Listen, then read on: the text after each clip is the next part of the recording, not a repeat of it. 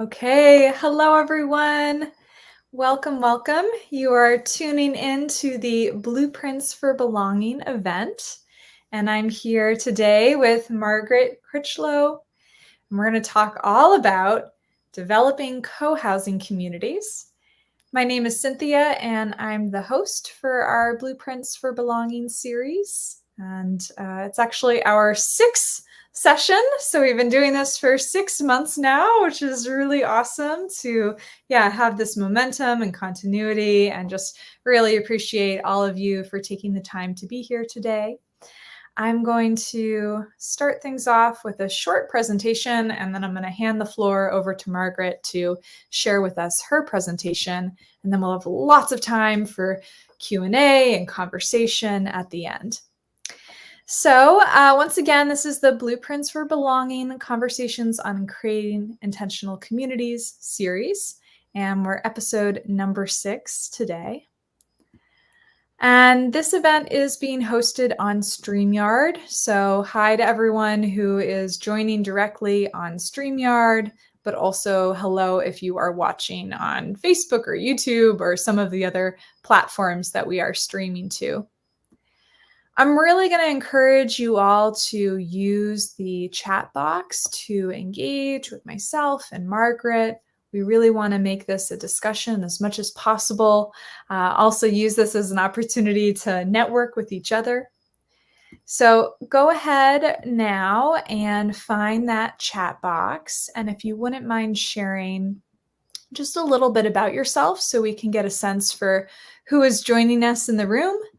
If you could share where you are calling in from, if you live in an intentional community already, I'd love to know which one. And also, what do you hope to learn or get out of today's session? And especially let me know if there's a particular question that you would like to find out the answer to or ask of Margaret. And I'll be sure to include that in our Q&A session. All right, so go ahead. Find the chat box, drop in a comment. Great. Hi, Rains. Really glad that you're here. Oh, that's nice. Aw, great. Okay. And while you're doing that, I'll share a few other things about this event series. So this is a collaboration between the FIC, the Foundation for Intentional Community, and an organization that I run called Community Finders. So I'll just mention both briefly. FIC, if you're not yet aware, is a decades-old nonprofit organization that helps put on events like these by donation. They also have a freely available directory of intentional communities, a ton of books and courses, resources for helping people to get involved in the movement. So if you feel at all inspired, would much appreciate a donation to FIC so we can keep doing more events like this. ic.org/donate is the link. And then over at Community Finders, we are offering a variety of programs to help people on the path towards community living. Our website is communityfinders.com. These are a few of our programs, including a one-to-one community matchmaking session with me, where I help you identify a community that could be a good fit to join. And I know we have many people here who are part of our Community Founders Circle, and that is an ongoing program to support people in starting new communities. So indeed, Margaret is joining us today as a presenter for the Community Founders Circle. And you can learn more about the program and join if you'd like, all at the link communityfinders.com/founders. Okay, I think that's everything that I have. Really looking forward to today's session. Oh my goodness, and I'm just looking at the comment box and seeing all the many people who are joining. Hi, Fred. Great that you're here. Hi, Lauren. Thank you for all your support today. Oh my goodness. Martha as well. Great. John, Dan, a lot of you I know, a lot of you I haven't met yet, so big welcome. And I'll now just briefly introduce Margaret and also make sure Margaret has space to share more of an introduction. But actually, I first heard of Margaret and her work when I got the announcement about a new book that came out in the last few months called Community-Led Housing, a Co-Housing Development Approach. So as you know, there's not that many books out there about intentional communities and how to start one. It's a field that is rapidly growing with more and more professionals, more and more tips and tricks and information that's being shared. So it's always exciting when a new book comes out on this topic. And I was immediate like, oh, yes, we have to have these authors on our program. And I'm really glad that Martha was able to join. So Martha has spent 25 years. Oh, Margaret, I'm sorry. I read Martha in the comments and then my brain got switched. Thank you. So Margaret has spent 25 years as a professor of social anthropology at York University in Ontario, and is also joining today from BC. So some Canadian presence in the room. She first discovered the importance of community-led housing through her field research with Vanuatu villagers. I think Let's try Vanuatu. Vanuatu. Okay, thank you. Perfect. Villagers in the South Pacific. Leading voice in academic co-housing discourse, Critchlow has authored and edited books on housing cooperatives, customary land tenure, colonial history, and development issues. She is now a community building facilitator at CDC. And remind us, CDC is? Co-housing Development Consulting. Great. Not the Center for Disease Control. Great. Good to clarify. And Margaret has lived at Harbourside Cohousing in British Columbia since it was open in 2016. I'll also mention that there's a really great offer that Margaret and Roanne have made available for you all, and that is to receive a complimentary 90-minute consultation when you purchase 10 or more copies of the book. So that's the community-led housing book. So if you buy a copy for yourself and distribute it to your group that you're starting a community with or some friends, you'll also get that complimentary 90-minute consultation. So I'm going to put the link to the book into the chat and information about how you can get that consultation. And yeah, really thank you, Margaret, for making that available to us. It's our pleasure. Yeah, great. Okay, well, welcome. Big welcome. Thank you for being here. Thank you. I'm going to try to share this then. Oops. Here we go. I'll bring it up on the stage. There we go. Yeah. I'm going to start with this one then. So thank you very much, Cynthia. And it's great to see so many people sending comments in through the chat. And I'll try to answer the questions. I think I'll take them all at the end because I can't focus on two things at once. So please just hold keep the questions coming in, but we'll answer them toward the end. And the purpose today is just using one of these wonderful GroupWorks deck cards to set our intention, which is to share with you what it takes to develop a successful co-housing project. This is a blueprint for belonging for sure, and it's based on co-housing development consulting, and we use the acronym CDC on our experience developing 11 co-housing communities. And the point today will be to give you an overview of the path that's outlined in our book. It's, of course, in much more detail there that shows people like you, community founders, how to realize your dreams with your own energy and the support of the professionals that you need to make your dreams come true.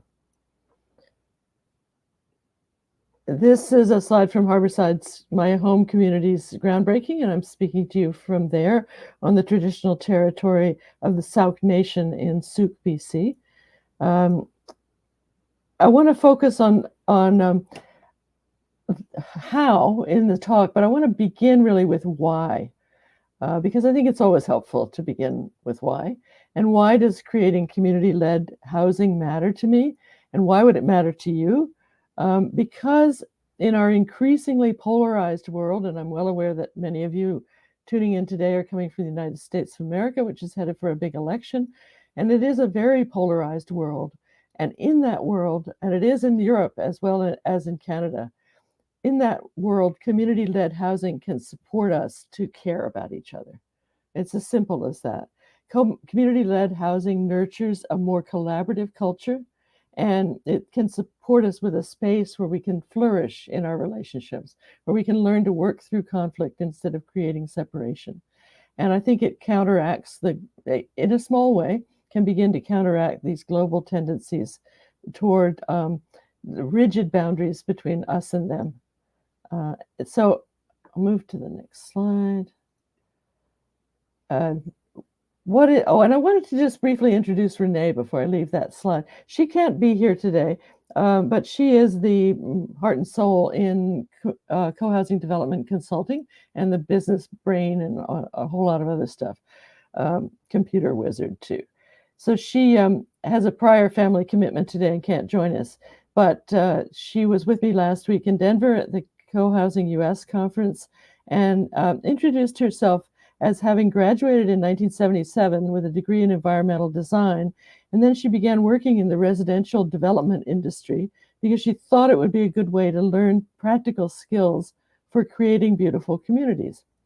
In 1994, though, she experienced what she calls a crisis of meaning, which means she was tired of working in a world where profit was the main motive and where she was contributing through her development work to a cycle that she recognized as based on greed.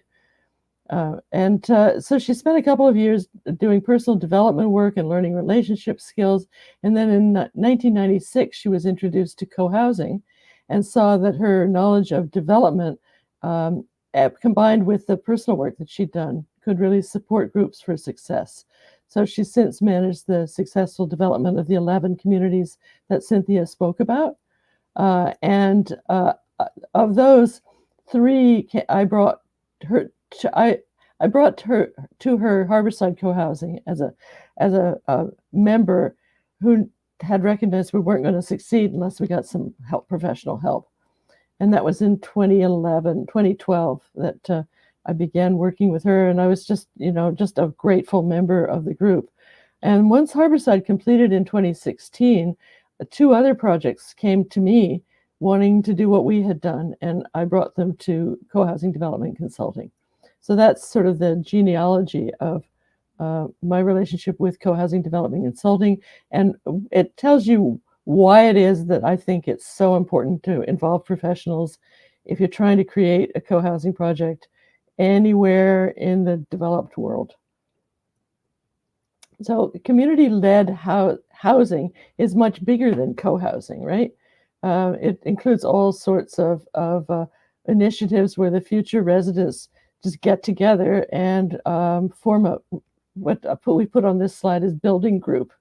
But it's any kind of group of people who come together, put some money in, and decide to create housing with each other. And this is a picture from Quayside Commons in Vancouver, which is a co-housing community. So within community-led housing, which can include all sorts of eco-villages and co-ops and so on, is a form of housing that we call co-housing. And this is a link to the Canadian Co-Housing Network website, which I see there are a few people tuning in from Canada. If you're beginning to form a group in Canada, that's the place to, if you haven't already, put your group up there. It's very cheap. The early stages are very cheap. It's like, I don't know, $25. I don't want to quote numbers. I'll probably get it wrong, but it's very affordable and it gets the word out there. It's the way we still market Harbourside. It's really our only platform for, we hardly have to advertise, but when we do, that's where we go. So that's a form of co-housing. And as of earlier this year, this is how many communities there were in the US and in Canada. And there are many more in Europe as well, of course. And there were many forming groups represented at last week's conference for sure.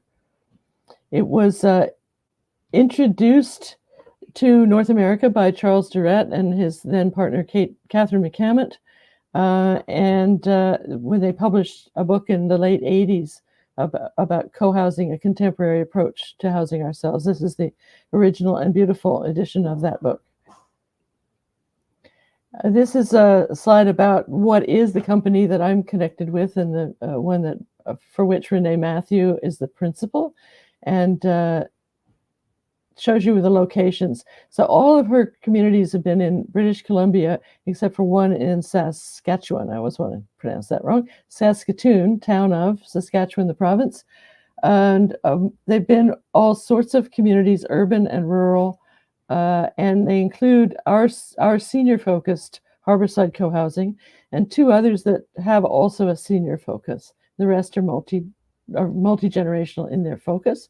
We're all multi-generational, depending on how you define it, in our demographics. So we've had 3 generations at Harbourside, for example. This is a list of the completed projects.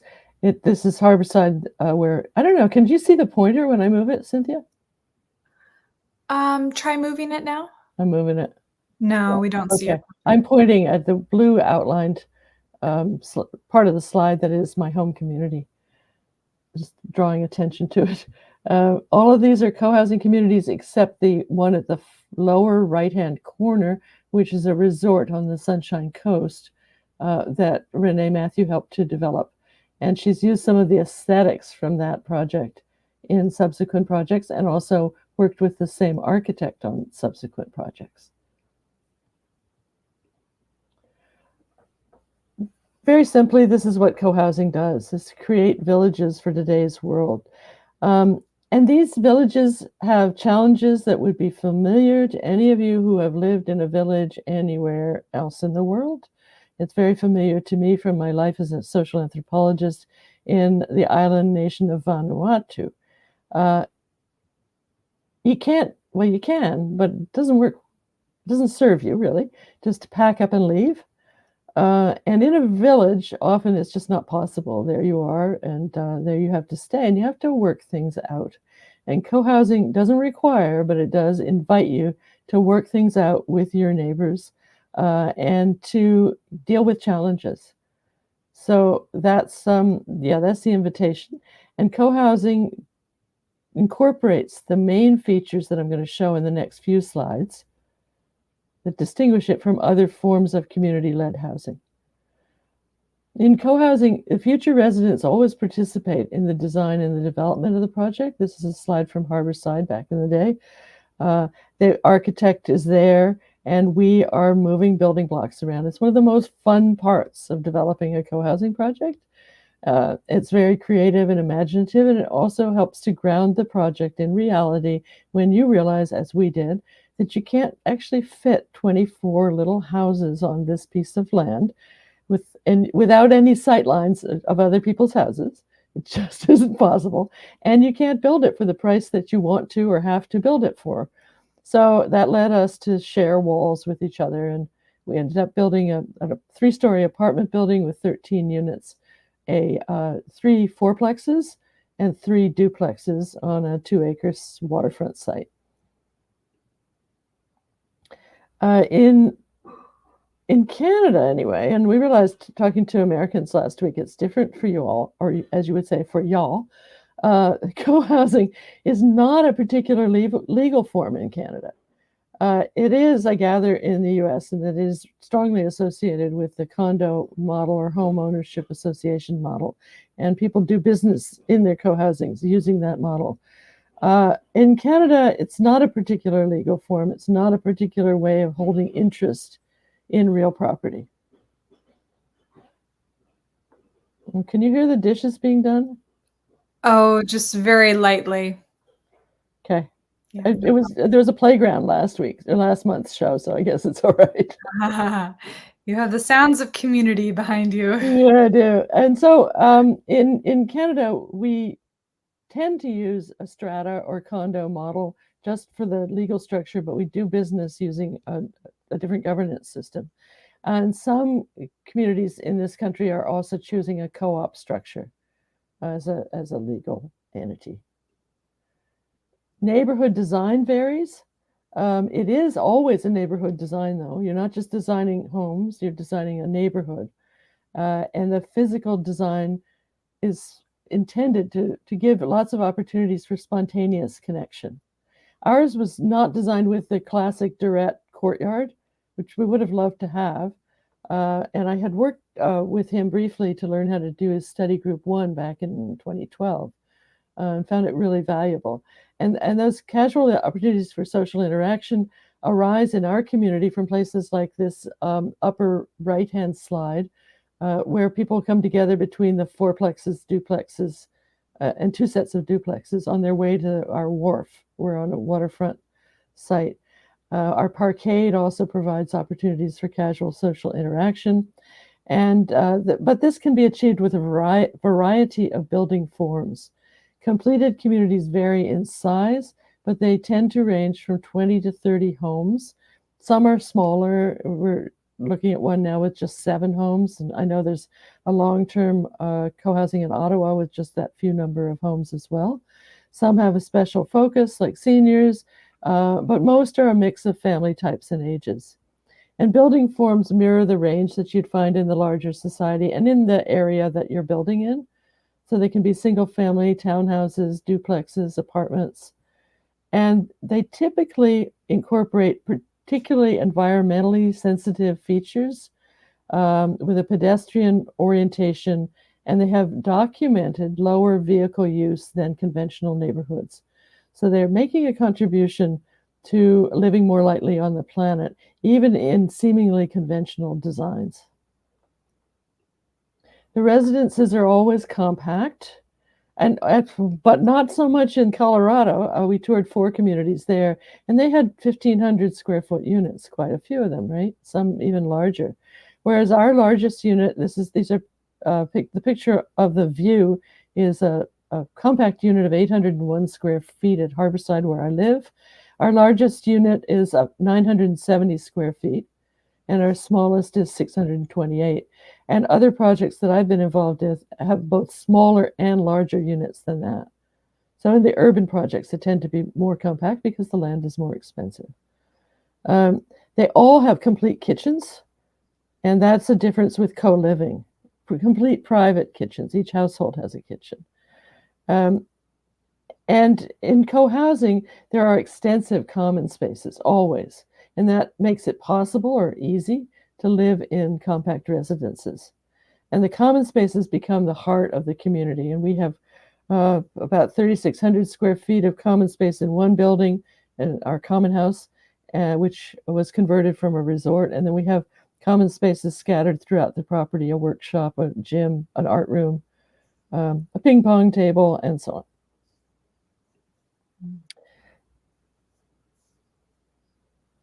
Living in co-housing, neighbors collaboratively plan and manage the community activities. And we do this by consensus decision-making, as do most communities that I'm familiar with here, although some, even from the very beginning, have used sociocracy very successfully. But it's a consent-based or consent-oriented decision-making process, not a strict voting process, although there can be voting alternative process, especially during development. This is my home, and I'm speaking to you from the top floor of the building at the back in the right-hand corner. And when we bought the property, the only building on it was the one at the back that looks like a 2-story building with a funny roof. It's got a green roof on it, and that was a resort, and we turned it into our common house. This place grew from me and a friend, one household, to 8 households when we bought the property, and finally to 31 households during the 4.5 years that it took to develop our project. We completed on time and on budget in 2016. It was easier than it is now. But I've since worked with Renee to to complete the 2 projects that I worked with her on completed during COVID, and she did 2 others during COVID as well, and all of them are great successes. The biggest single contributor to our success, I have to say, is her. And working with Renee Matthews and Renee Matthews Cohousing Development Consulting Company, everybody there's a tendency to put an S on her surname. Don't do it, Matthew. Through working with her and lots of other skilled professionals who she brought to the project, we found that it was just a great experience-based path. And that's why I encouraged her to write a book about it. And we did end up writing the book together, which is basically a download of what's in her brain and her contacts based on all these years of successfully doing this work. We used the same architect that she'd used on other projects, and we've since used him for Westwind Harbour Cohousing and Ravens Crossing Cohousing, which are Westwind is our sister community here in the little town of Souk, and Ravens Crossing is in Sydney, British Columbia. And at the end of that, we made this banner, or I didn't, but some lovely, talented people, my neighbors, who are my neighbors, did. And it was just a paper banner that has on it the name of every founding member of Harbourside and of every professional and firm who worked on the project. And to me, it just highlights the role of collaboration and cooperation in making a project happen. It's such a group effort. And in that sense, I think it helps to make the world a better place right there. Working together like that. People came to, the professionals came to care about the project. We came to care about them. We watched their babies grow through the project development. And some of the carpenters who worked on our project brought their kids out to see it because they were proud of it. So there's just six main ingredients. That's all it takes. A vision, a reason for doing it, being able to say in a few sentences what your project objective is, having some members, getting some more, taking enough time, but not more than you like, going as fast as you can, picking out a good site. It's a whole chapter in itself. And then finding the professionals that you need in your neighborhood and your jurisdiction, because they're all different, to make your project happen. And then the financial piece as well. We've written this book to support cohousing member groups to succeed, the member-led, community-led housing aspect of it. And we also want to let professionals out there know that Renee is standing by to train them to work with cohousing groups. And there was quite a lot of interest in Denver in working with her. If you're an architect or a developer, for example, and you've got the conventional development piece down or the conventional architecture, then you can be trained quite easily to add the community-led piece to your skill set. And then the typical steps, this is straight out of the book. These are the typical steps that the projects described in the book followed. They're all important. They may sometimes get a little out of order if your project has particular needs, but they're all important, and there are particular ways to go through them. Getting started, setting up the development corporation or whatever your entity is, a community organization and membership. That was the part I got to know pretty well, how to do that and to support groups to do it. Then securing the site, design and development part, and construction and completion. So as I say, each of those is a chapter. Each of those could be a workshop. In fact, we offer workshops tailored to groups on each of those topics. It looks nicer on that green slide than it does in practice. And this is just to give you a glimpse of how raggedy it can be in the nonlinear process through which cohousing sometimes unfolds. But just as an example, this is a more detailed breakout of the first step, getting started. And as I say, we offer a workshop on that. You can see it's got a lot of steps. None of them is huge. Like, you name the project. It doesn't really matter what you call it, but call it something. It needs a name. Our name came fairly late in the day. Ravens Crossing was quite early in the project. And they had so much fun doing it, putting up pieces of paper on the wall, or doing soapboxes to advocate for their names. You can make it really enjoyable. But each of those steps is very important. And this is just to give you a sense of the breadth that's covered in each of the chapters and each of the workshops. And then in the end, success to us looked like this. We finally found a cover that we actually really liked. It's a slow process. And we worked successfully with a great Vancouver publishing house called Page Two to publish the book earlier this year. We have a book website, which is up on the screen there, communityledhousing.ca. And the book can be ordered through that site. You'll find links to Amazon and to Canadian distributors for the book as well.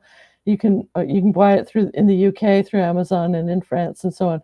It is, and I'm sorry to say this as a proud Canadian, but it is not yet translated into French. We do hope that that will be possible because our country is a bilingual country, and we're just making it available in English at this point, just because we can't really, I'd say, afford to do anything else right now. And then finally, this is our special summertime offer, and summer is closing in. I could hear the crickets in Cynthia's background this morning. So before summer's over, if you have a group of people, we encourage you to buy 10 books. You can go to the website, work with our support squad to learn how to buy them if you want to send them to different addresses and that sort of thing. But if you have 3 people in your group and you want to find more, then just, I would say this is what we did with Chuck Durrett's senior co-housing book when I was part of forming Harbourside. We just bought a case of books, and then we would give them out, or shall we say, include them in the cost of an associate membership, and kind of make sure that people read it. We had study groups about that and made sure that people understood what they were getting into. It was a really important building block in our recruitment and membership, building our membership process. So if you do that, then you get 90 minutes of prime time with Renee. I can promise you it's probably worth 6 hours of prime time with, well, anybody else. And I don't have the capacity she does to tell you half the things that she would tell you. But yeah, that's my pitch. And I think the last slide is just to appreciate that you're here, that Cynthia and the Blueprints for Belonging series is hosting this, that you're interested in what we've done and you're interested in sharing the knowledge with others. So I'll stop there and be happy to respond to your questions. Okay, great. Thank you so much, Margaret. That was fantastic. Thank you. Really, really helpful to see those photos of your community. It looks stunning. And to learn about the process to create it just a little bit, and some more about what people can find in the book. It seems like it's a really invaluable resource. So I appreciate you and Renee for making that available for us. Yeah, and I know I have lots of questions. I also want to encourage everyone to put your questions into the comment box, and we'll get to as many of them as we can. And of course, you have the book available, so I'm sure there's a lot more within the book if we don't get to all of your questions today. So yeah, I think I first want to acknowledge the title of the book, Community-Led Housing. And in my speaking and talking, I often speak to intentional communities as this broader, beyond co-housing, beyond eco-village as an umbrella term. But I also really like community-led housing. And I'm wondering, how did that term come to be? What does it speak to for you, especially compared to how we make housing normally? And what really is that community-led approach? So just anything you want to speak to on that. Yeah, thanks. That's great. Yes, the term came to us somewhere. We were already in the process of writing the book, which it started out as a debrief really on how to create co-housing. And then we came to see that it, in fact, applies to all sorts of other ways of other entities than co-housing. when you take a collaborative approach, when a group of people, ordinary people, come together and try to make something happen in terms of creating housing for themselves. And we were looking at models from the UK particularly. There's a community there called Lilac that has a really innovative and not for everybody, not available to everybody, model of financing their community.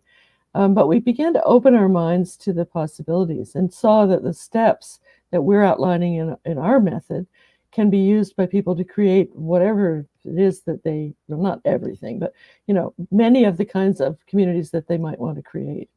And as you say, Cynthia, it's eco villages, but it can even be just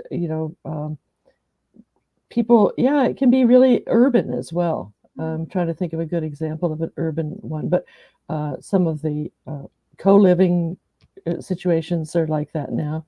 Wherever land is fair is at a real premium. But the point is, it's driven by the people who are going to live there, and it's also partly designed by them, but it's not totally designed by them, because those tend to be either really idiosyncratic, as you have a vast wealth of knowledge about the range of communities, and unless you have comfortable accommodations for people, after a while they move on. If it's too out there, it's hard to make it really truly sustainable. Sure. And these days, there are more and more building codes and more authorities that you have to conform to. So, our hope is that community-led housing can find models as well within this structure that we're talking about. They're a little bit more programmed, a little bit more accessible to a wide range of people, not built by the people who are going to live there, and nobody else would want to live there. Or they'd have to rebuild it to make it comfortable because there are now 6 of them and it was built for 2 or whatever. So community-led just appealed to us as a way of making more of a change, reaching more people, and showing that this model can be applied to all sorts of situations. Yeah, that's great. I love that. Yeah, because co-housing provides, I think, as a movement, a really strong framework for a particular kind of community, and a lot of value and skills has come out of that. And so then using this community-led hat, if you will, or terminology to reach more people is really great. And I think that there's some folks on here who are curious about the difference between a co-housing and other types. And we have this question here. Martha asks, can you explain briefly the difference between co-housing and a cooperative, co-op for short? Yeah, I'm gonna see how we've done it in the book. Okay, great. So sounds like that's a question in the book. Yeah, there's a chart somewhere in here. Nice. I love I'm charts. just wondering if it got published. There's that point where things you want in there get on the cutting room floor, and I'm not sure if it did. Cooperative. And Martha, I'll just answer your other question briefly. We have about 20 people joining our live session, and many more are watching somewhere out there in social media or watching the recording. Yeah.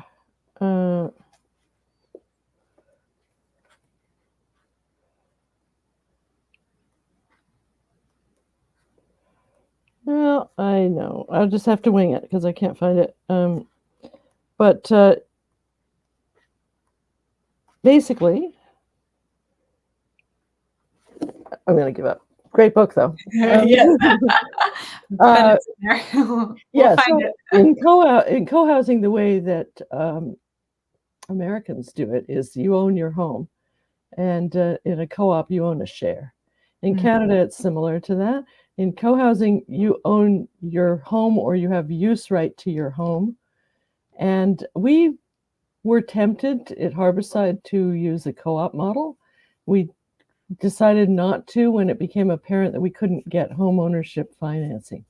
So one of the key constraints is that here, anyway, you can't, I shouldn't say can't, but it's extremely difficult to get a mortgage on a co-op share because the bank or the credit union if they foreclose because you default on your payment, they're not getting a home, right?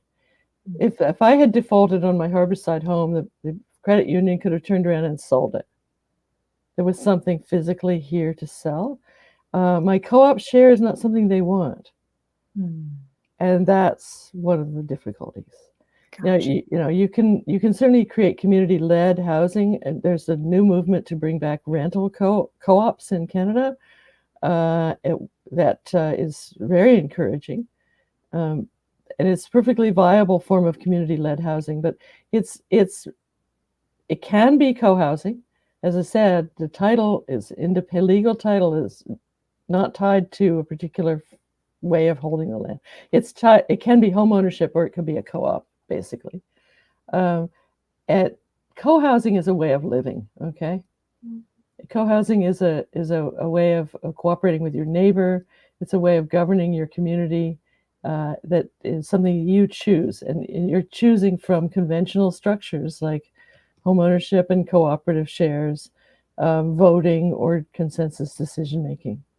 But co-housing is giving cooperation with your neighbor, a high commitment to giving cooperation to your neighbor and to living well together in a community and to sharing common spaces. Great. All these that were in the slides, which you can look back at and see. All of those are the defining qualities, and they're listed on the Canadian Cohousing Network, cohousing.ca website, where cohousing is defined very clearly. And it may be there that we posted the page about. There's a nice little page comparing cohousing and co-ops side by side that I find very helpful. I would find it really helpful right now if I had it. No, but I think that was a really good answer. I like about co-housing being primarily a way of life that's rooted in cooperation. And then, there's these different legal structures and financial models, home ownership models for how to do that. Yeah. And then we have a question here that's also something I've been really wondering about. And yeah, maybe I have a follow-up question, but I'll bring it up for you. What do you feel is the hardest step in the process of successfully developing community-led housing? Which is the step that trips people up the most? Nice question. And I believe you're from Ottawa. I saw as I was paying a little bit of attention to the comments early in the program, where I was just there late July and gave a lovely talk on behalf of Ottawa Cohousing, which develops co-housing in Ottawa. So if you're connected with them, great. If you're not, I suggest you reach out to them. The hardest step depends on the project, of course. I mean, it's different steps are harder in different situations. It depends on the project, the location, the jurisdiction, like the municipality. Sometimes it's the hardest step, getting municipal approvals. I think that the step that trips up people the most, if you think about the people like me trying to get a group going, what trips us up most often is a resistance to getting professionals involved in the project because we think we can do it ourselves and we don't want to spend the money. So it's a combined resistance to involving professionals and a resistance to spending money. And and I learned this a bit the hard way as an academic, because academics, or at least in my experience, academics are not super entrepreneurial. They're not particularly, anthropologists take risk. I was going to say they're a bit averse to taking risk, but after all, I went off to the South Pacific and got malaria and took lots of chances. But there is a tendency in groups to want to stay at what we call the potluck stage. Where you're having a good time, you're getting to know people. It's a great dream you've got, and there's a little fear of turning that dream into reality. Maybe it's hard to even articulate because the dream stage is really enjoyable. But the waking life is important, and unless you're in waking life, you're not going to actually create the project. So one of the things that we do is to let you know so much you can do by yourselves before you involve professionals. That whole slide that's in the slideshow, with the hard to read print, lots and lots of lines of getting started. We can give you a workshop to get that started, get the getting started, and you can do all those steps yourself without spending money, basically, and build a group, a solid group, and a project with a name, and have a bank account, and so on. And then you need to get people involved who are willing to take what we call the leap of faith in this book, right? Where you really have to be willing to take a chance and put money in and be willing to live in it, when it's done. So we found that, quite a few people fall away from the projects as they get more serious because they're not really serious. They enjoy that creative process, I think, but can't actually make the move. Interesting. Yeah. So that I would say is the one that trips people up the most. The municipal approvals can be the hardest, just because, or whatever other levels of approval you need, just because this bureaucracy has gotten to be so elaborate everywhere. Yeah, even just getting, Renee was talking to me this morning about getting a course of construction insurance for a project. It's just become so complicated. And unless you have a professional writing that application, she said, ordinary people couldn't complete the application even. So, wow. Yeah, I know. Yeah, that's concerning given our housing crisis that's now happening everywhere. It is. And find me a place that doesn't require a building permit. I mean, our eco-village, which Cynthia and I were talking about earlier, which is on Vancouver Island up near Shawnigan Lake, was able to create a really, really creative solution to their desire to build housing in a place where they were told they couldn't build housing, multiple housing. But that door is closed too. It's really hard to get a prototype that you can then use in other places. So there are real challenges. And one of the things we advise in the book is to pick a site that works for your municipality. Work with the planners in your municipality. Go where they say to go. At Harbourside, one of the things we had, I think all three of the projects that I've been involved with had city mice and country mice in them as founders. City mice want to live in walking distance to amenities. They don't want to use their cars much, and they don't mind if they see their neighbors. And country mice like their long driveways, and boy, there are lots of them here, probably in Vermont too, where Cynthia is, and they like their privacy a lot more than they like connecting or seeing their neighbors. And so that's a challenge. And so we picked out some sites in our site selection process and walked them.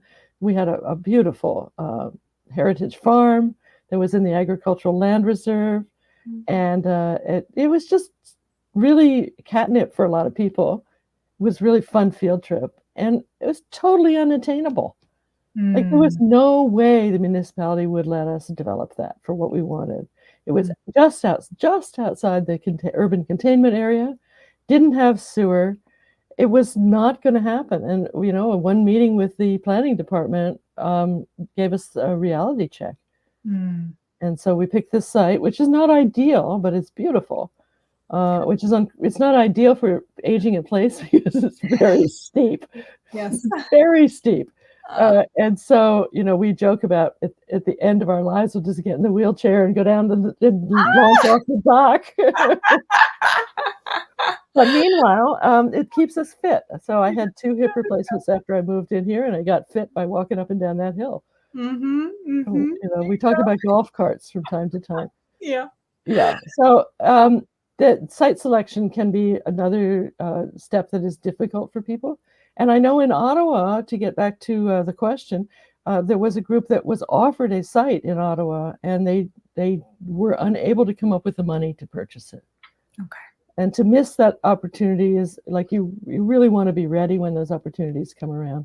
I know they were doing their best. I'm not criticizing them, but it was a golden opportunity.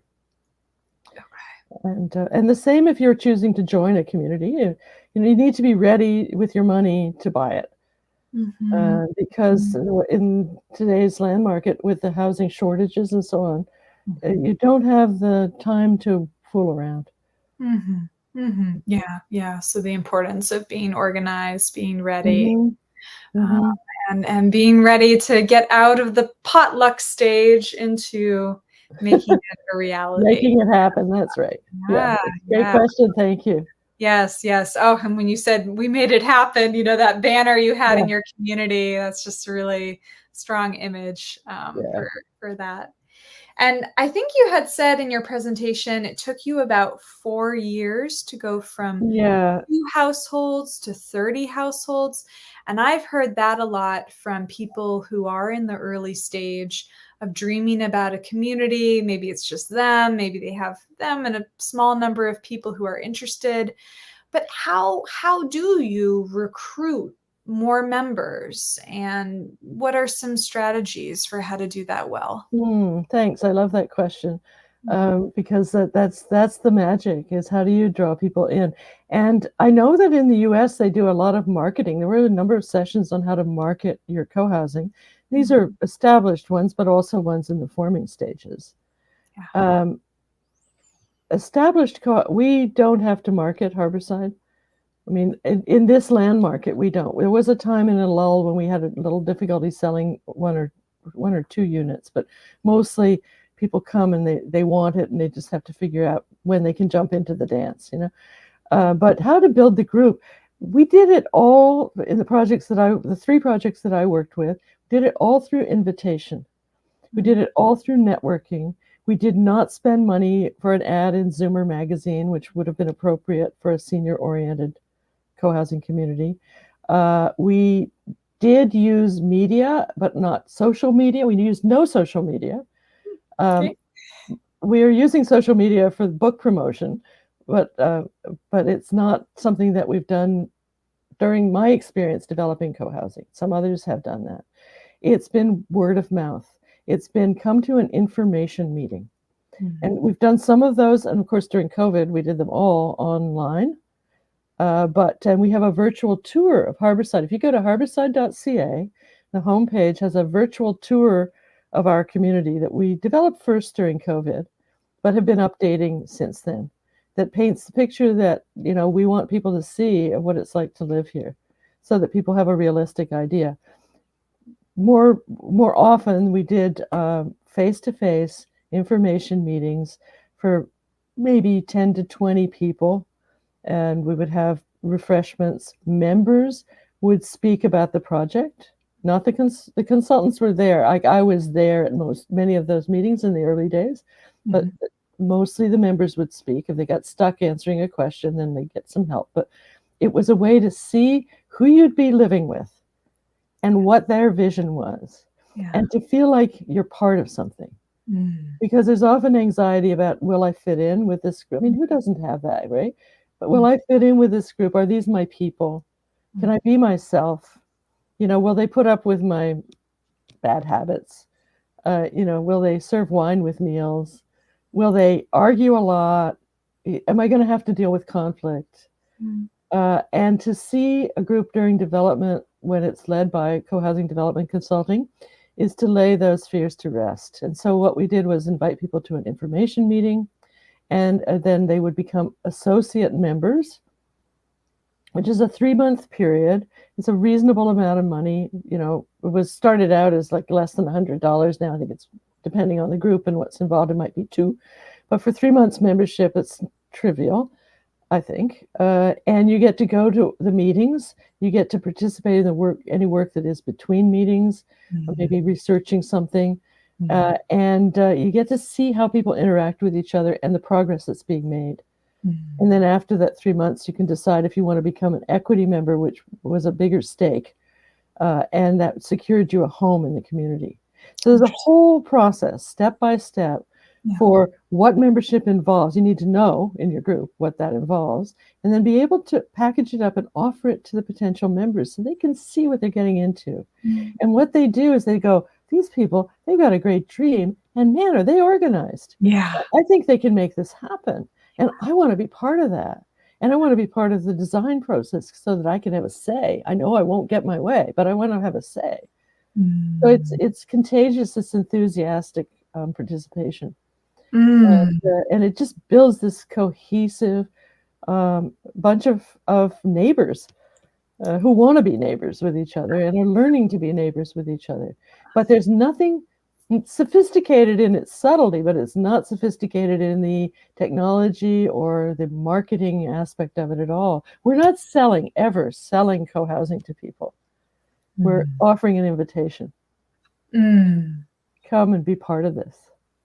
You probably like it. And if you don't, well, hey. And one other piece of that I'll add, Cynthia, for that on that topic is that for those 3 groups, I offered a course. The first course was with my colleague and friend, Andrew Moore, and who hasn't yet, anyway, he may yet, moved in with his wife to Harbourside, or joined a co-housing community, but continues to do a lot of work with our local First Nation and other First Nations, and is very much in the community-led housing world.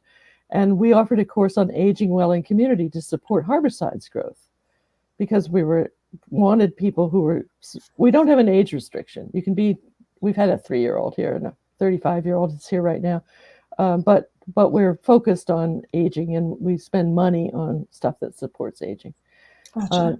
And so we taught this course that was required of every Harbourside member during development.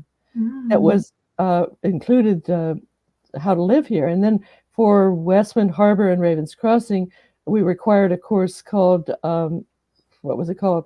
Is Cohousing for You? And it was a great gatekeeper. And we had, an opportunity to explore consensus, to explore member selection, to explore conflict resolution. And I know it was a success because at the end of about the 3rd or 4th of these sessions, some businessman from Calgary said, I have really enjoyed this weekend. I've learned so much. I never want to live like this. I like to get my own way, and I don't want to use a consensus process where I may not get my own way. And I love the candor of that, the honesty of, he knew who he was, and he knew what he didn't want, right? So that clarity is what we're trying to support people to develop in their own minds. Great. So what I'm hearing is organizing, even at the early stages, a membership structure and process to instill confidence in prospective members and help them get clarity on if this is a fit for them. And in addition to that, building in some training opportunities, whether that's books or courses, so that together you can learn some skills and learn more about each other and find out if it's a fit. Well said. Great summary. Okay. Good. All right. Well, I think we have time for just one more question, and really appreciate all the great questions. I think this has been very valuable so far. We have a question here from Dan that I'm going to pull up. It's long, but I think it's a good one to think about. So how to create interactions between the co-housing community and the extended community or extended neighborhood, municipality where the co-housing is located. And do you know of any best practices for incorporating extended communities in the shaping of a co-housing? That's a great question, Dan. And I think that we're just beginning to explore the possibilities of that. And I can only speak for the communities that I'm really familiar with, but I will mention one that I'm not really familiar with to get that on the table too, which is Elder Spirit in Virginia, which has a lot of non-resident members in the larger community and does a lot of work as a whole area is involved in that co-housing project. It's somehow. So that would be a place to look for best practices. In our community, we've worked very closely with the mayor, and she was at our groundbreaking as a counselor in those days. She endorsed our book. She's been our #1 fan, and now she's promoting it in her other areas of influence. We gave birth to transition. That some of you will know the Transition Town movement out of the UK, which builds capacity and skill in the local community for downsizing, living more kindly on the planet, dealing with the climate crisis at a local level and so on. So we started one of those here in Souk the same year we started Harbourside. And it has developed in parallel with and in conversation with our co-housing community, meets here in our common house, and their actions are actions that we support. There's a Friends of the Park Society that grew out of Harbourside as well. And a Green Party has been very active in our community, has members living here, and so on. So I think that co-housing kind of organically supplies the platform particularly through its orientation and willingness to cooperate, but also through the built form with the common spaces. It provides the platform from which you can extend out and make change in a larger community. It just grows it. It's kind of the seed community for the larger community. And so what are the best practices in incorporating extended communities and shaping the co-housing structure? I'd love to give that more thought because I think we could come up with some. And I'm thinking of some of the urban ones right now, too.